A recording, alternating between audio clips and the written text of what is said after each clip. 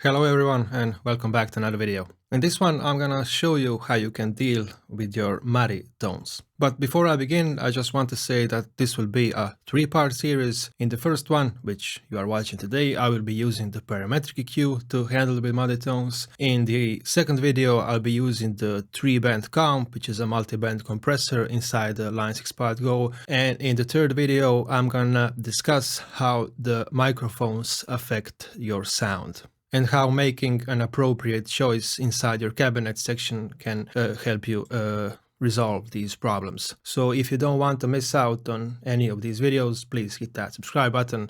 You can also leave a like because that very much helps. So the first thing that I want to say is that I will be using my Strats humbucker. I will not be using the single coil because evidently the humbucker will give more output and give more low end and will cause a muddier tone than a single coil. So before I start diving deeper into the parametric EQ, I'm gonna create a simple signal chain that I guess should be muddy. So I'm gonna pick one of the amps that you probably haven't seen me use here, and that's the PV Panama, which is of course the PV5150. As always, I'm gonna use some reverb because I don't want to serve you a completely dry tone, and let's go for a slightly bigger room sound. So these are the settings for the room reverb block. I won't engage the parametric EQ yet, I just want to check how does this amp sound dialed in like this.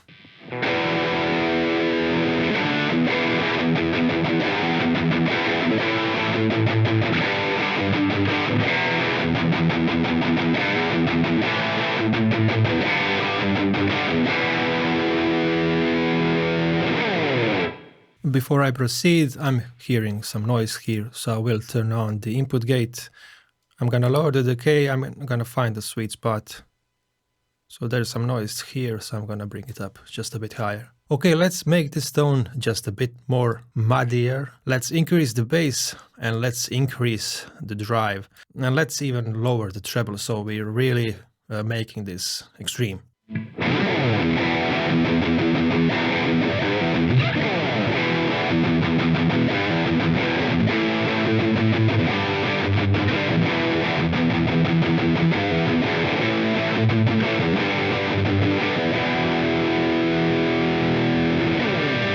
I will stop just for a second before I actually engage the parametric EQ and say that please take this video with a grain of salt, because doing this out of context, as I said in many of my videos, EQing out of context does not make any sense at all. But for the purposes of this video, I'm gonna make this tone less muddy. But I really strongly suggest that you always do your EQ changes within a specific context. If you are recording, do it when you are recording. If you are practicing with your band, do it when the whole band is playing. So adjust your tone accordingly, please.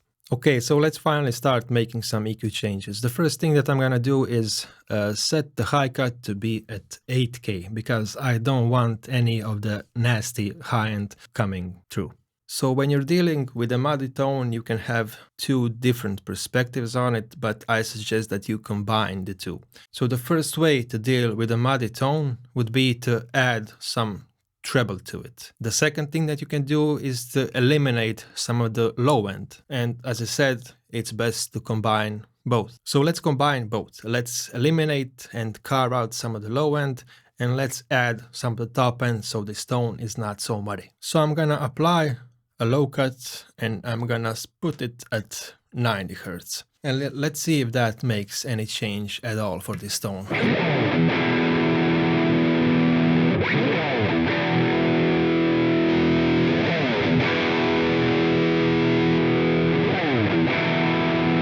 Currently it's affecting the highs a lot more because I did cut up to 8K, and when I disengage the EQ, it's the whole frequency spectrum that you're hearing. Now I want to stop carving out the low end and I want to check some of the low mids. So let's bring up the low frequency around 300. Let's bring up the Q value and I'm gonna sweep around for bad frequencies or muddy frequencies by first accentuating some of them. So in this case, I'm adding 3.5 dB at 300 Hz. I'm gonna hit the chord again And I'm gonna sweep this low frequency band so we can detect some of the possible issues.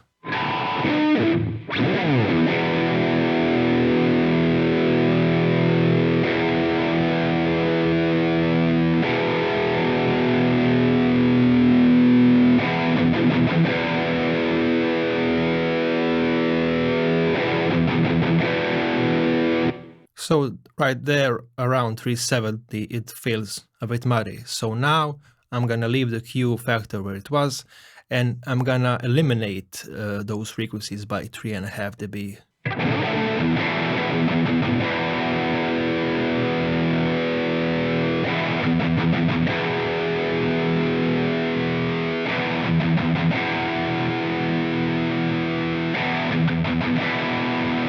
Can you hear now that I've taken off more than 9 dB? Now it's sounding too hollow and it doesn't have enough low end in my opinion. So let's keep that cut around 3D, which is I think more than enough. Also, as I've said before, I'm gonna add some top end to this tone. So let's select the high frequency and let's set it around 2.8. The Q factor, I'm gonna make it just a bit more narrow because this Q factor of 0.5 is really wide. And let's add 2 dB there.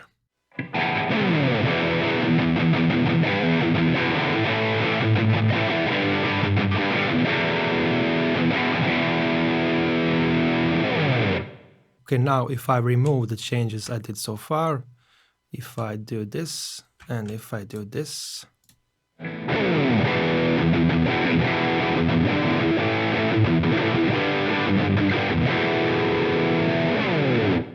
and now with the EQ changes again,